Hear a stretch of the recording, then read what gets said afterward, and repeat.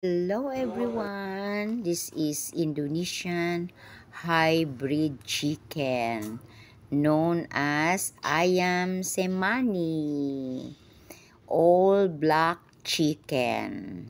The feathers, the beak, the internal organ, the skin, the flesh, and the bones. So this is one of the most rare breed chicken from Indonesia.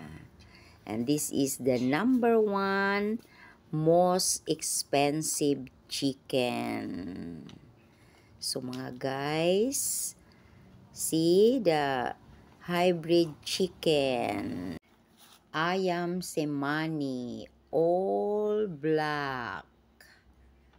So it's very rare chicken. Only here at